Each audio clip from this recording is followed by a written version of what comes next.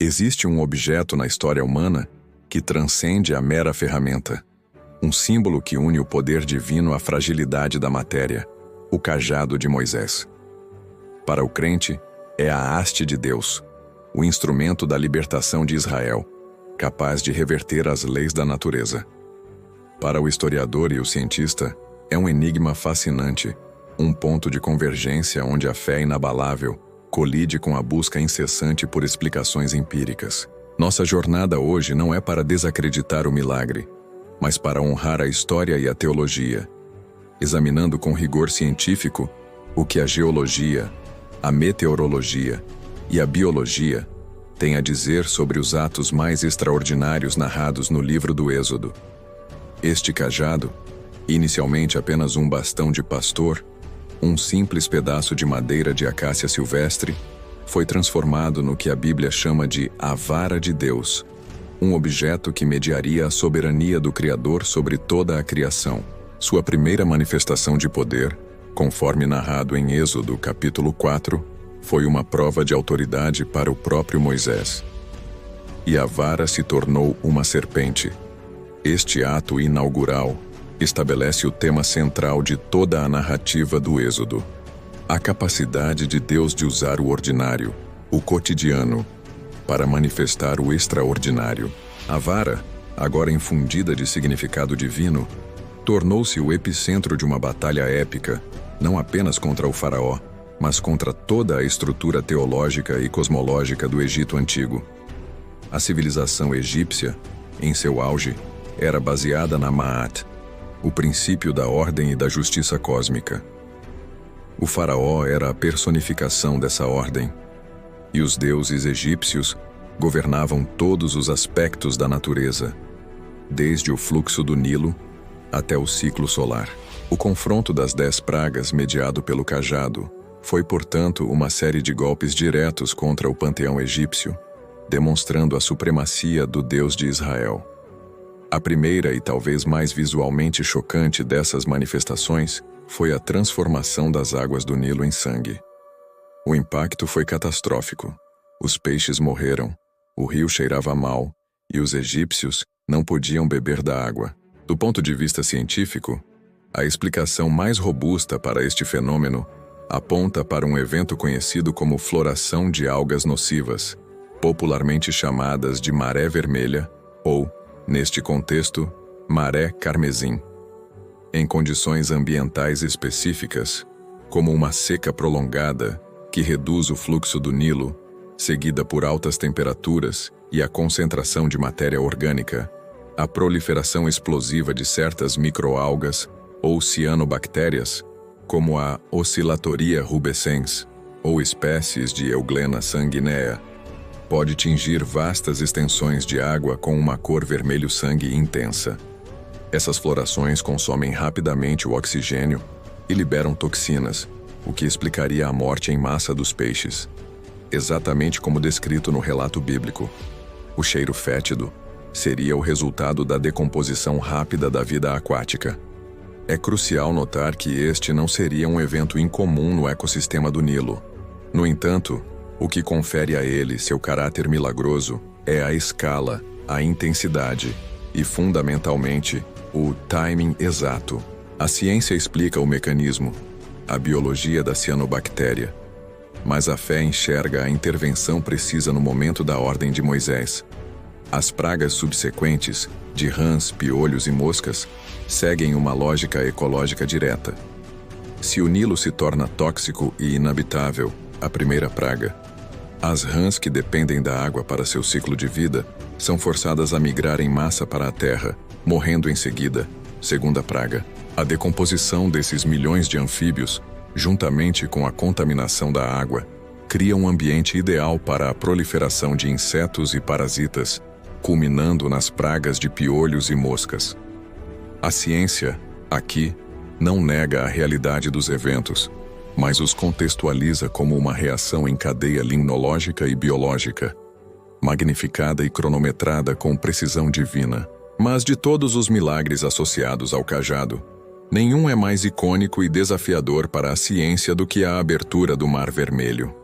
O texto bíblico é enfático em Êxodo 14, 21-22. Então Moisés estendeu a sua mão sobre o mar, e o Senhor fez retirar o mar por um forte vento oriental toda aquela noite, e fez do mar terra seca, e as águas foram divididas. A descrição de um forte vento oriental, atuando durante toda a noite, é a chave científica para desvendar este mistério. O debate histórico e geográfico começa com a localização. A tradução literal de Yam Suf é Mar de Juncos ou Mar de Caniços, sugerindo que o local não era necessariamente o vasto Golfo de Suez ou o Golfo de Aqaba, mas sim uma área mais rasa, pantanosa, provavelmente um dos lagos salgados ao norte do Egito, como o Lago Manzala, o Lago Tinsá ou os Lagos Amargos. Estas áreas, que faziam parte do antigo delta do Nilo e eram conhecidas por seus juncos e pouca profundidade, são geologicamente muito mais suscetíveis a fenômenos meteorológicos extremos. A teoria científica dominante para explicar a divisão das águas é o fenômeno conhecido como Wind Set-Down, ou rebaixamento eólico. Este evento ocorre quando um vento extremamente forte e sustentado, soprando continuamente em uma única direção sobre uma massa de água rasa, empurra a água para longe, expondo temporariamente o leito do lago ou mar.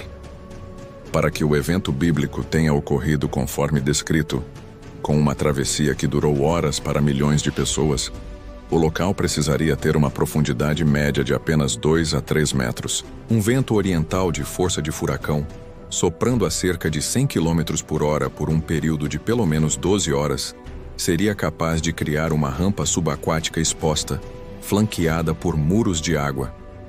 Esses muros não seriam paredes verticais e rígidas de água, desafiando a gravidade de forma estática, mas sim as bordas íngremes e elevadas das massas de água acumuladas pelo vento, que se mantinham afastadas do leito seco enquanto a pressão eólica persistisse. A física é clara. A força do vento e a profundidade da água estão inversamente relacionadas à eficácia do rebaixamento. Quanto mais rasa a água, menos vento é necessário, e quanto mais forte o vento, maior a área exposta. A descrição bíblica do vento oriental é, portanto, não apenas um detalhe narrativo, mas um elemento crucial para a plausibilidade física do evento. O milagre, mais uma vez, reside na conveniência. Que um evento meteorológico tão raro e específico, um vento catastrófico soprando na direção exata, no momento em que Moisés estende seu cajado, e cessando exatamente quando o exército egípcio entra no leito seco, tenha ocorrido é que demarca a fronteira entre a lei natural e a intervenção divina.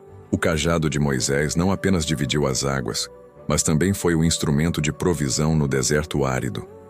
Após a fuga e a travessia, o povo de Israel enfrentou a realidade brutal do Sinai: a escassez de água potável.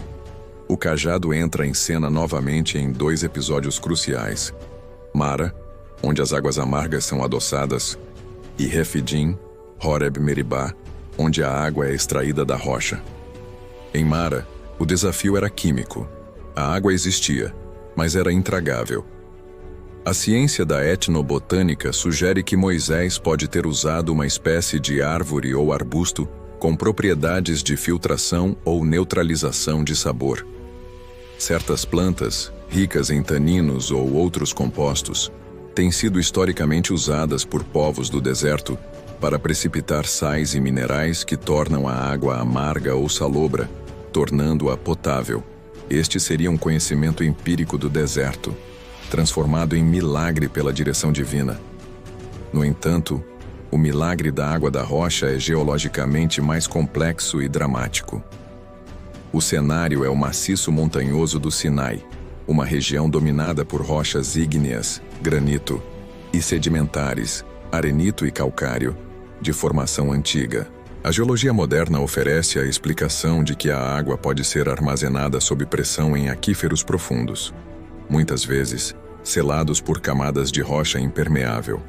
O fenômeno de um poço artesiano, onde a água sob pressão é forçada a subir à superfície, é bem conhecido.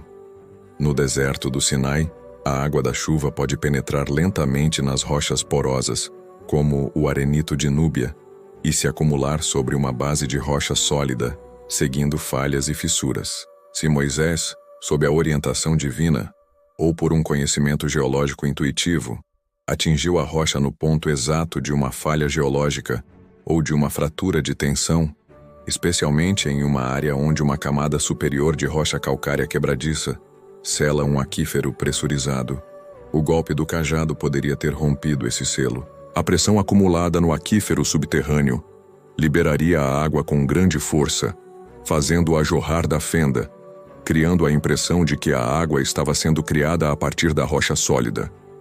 Geólogos que estudaram a região do Sinai apontam para a presença de diques de diabásio e outras intrusões ígneas que, ao se resfriarem, criam linhas de fraqueza nas montanhas de granito, muitas vezes servindo como canais para a água subterrânea. O cajado, neste contexto, seria o instrumento catalisador que, ao aplicar a força no ponto de máxima vulnerabilidade geológica, liberaria uma fonte hídrica que já estava ali, presa pelas leis da geologia. A ciência nos ensina sobre a mecânica de fluidos e a estrutura das rochas. A teologia nos lembra que o timing e a direção daquele golpe foram perfeitos. O cajado de Moisés, portanto, emerge de nossa análise como um poderoso mediador entre o natural e o sobrenatural. Ele não é apenas um pedaço de madeira, mas um condutor de poder que opera dentro das leis da natureza, mas sob a direção de uma inteligência superior. As pragas podem ser explicadas por uma série sincronizada de eventos ambientais catastróficos. A abertura do Mar Vermelho pode ser racionalizada pela física do rebaixamento eólico em águas rasas. A água da rocha pode ser vista como a liberação de um aquífero artesiano. No entanto, a improbabilidade estatística de que todos esses eventos, a floração de algas vermelhas, o vento de furacão no local exato da travessia e o golpe preciso na falha geológica, tenham ocorrido em sequência perfeita e em resposta direta aos comandos de Moisés, é o que sustenta a narrativa da intervenção divina. O milagre não reside na quebra da lei natural, mas na sua orquestração impecável. A vara de Deus simboliza a soberania que governa o cosmos. Ela nos convida a expandir nossa compreensão de milagre. Talvez o maior milagre não seja a suspensão da física, mas a demonstração de que a física, a biologia e a geologia são, elas próprias, ferramentas nas mãos do Criador. O cajado, ao longo de sua história, desde a serpente na corte de Faraó até o toque que fez jorrar água no deserto, serviu como um lembrete constante de que a fé e a razão não precisam ser inimigas. A ciência pode iluminar o como, detalhando os mecanismos do vento, da água e da rocha. Mas a fé responde ao porquê, atribuindo propósito e significado a uma série de eventos que, de outra forma, seriam apenas coincidências históricas. O legado do cajado de Moisés, a haste de Deus, é que ele nos força a confrontar a realidade de um universo onde o poder, seja ele manifesto através de leis naturais ou por intervenção direta, é sempre maior do que nossa capacidade humana de compreendê-lo plenamente. Ele permanece na intersecção da história, da ciência e da teologia, como o mais poderoso testemunho de que o ordinário, quando tocado pelo divino, pode se tornar o extraordinário, moldando o destino de nações e definindo a fé de bilhões através dos milênios.